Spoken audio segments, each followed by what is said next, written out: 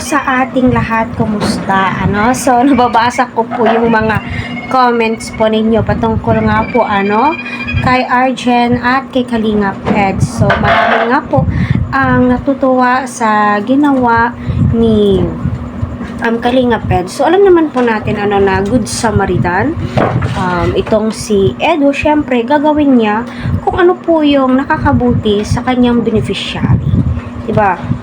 Siguro gayon din po yung gagawin po ninyo, no? Para kahit ganon ay gumaan po yung buhay ng tinutulungan po ninyo. At saka nasisingit nga po doon sa komento na tila ba'y tayo na po yung nagdidikta kung sino yung gugustuhin ni Kalingap Eds.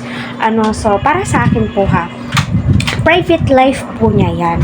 Kung sino yung natitipuhan po niyang babae, kung meron man ngayon, privately, di naman po isinapubliko. Although, alam naman po natin public figure po itong si Edo, pero hindi po natin pwedeng himasukan. Tama ba? Pasukin ang love life ni Kalingap Eds, di ba? Kasi, buhay niya yan siya yung masusunod kung sino yung gugustuhin niyang babae. Hindi po pwede magdikta tayo na si Arjen na lang kasi mas bagay kayo, machi-machi kayo. Si Beyonce na lang kasi habang tumatagal, mag-a-adjust yan, ganito, ganyan. No. Sa usaping tandem, love team, binuo po yan ni Kalingap Rab para pang good vibes, dala, kilig.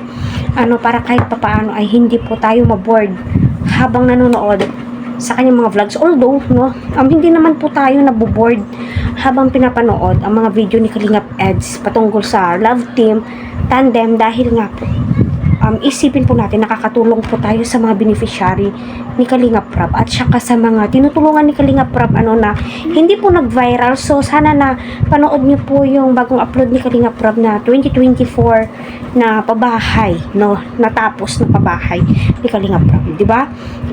Di ba hindi po yung nag-viral, So, doon po hinuhugot ni Kalingap Rab sa mga viral incomes po niya, ang ibinibigay niya sa mga beneficiary po niyang hindi nag-viral. So, correct me if I'm wrong. So, doon naman po sa usaping tandem, so, si Kalingap Eds pa rin po yung masusunod. Syempre, si Kalingap Rab, kasi may sinusunod po silang rules, regulations sa Kalingap, kung sino yung ipapares. Although, marami pong nagagalit, pero alam naman po natin lahat at pinaunawa po yan ni Kalingap Rab sa atin na pang-good vibes, para sa ganon yung mga OFW na nanonood at gusto ng pang-good vibes ay mawiwili naman po at mai-entertain, di ba?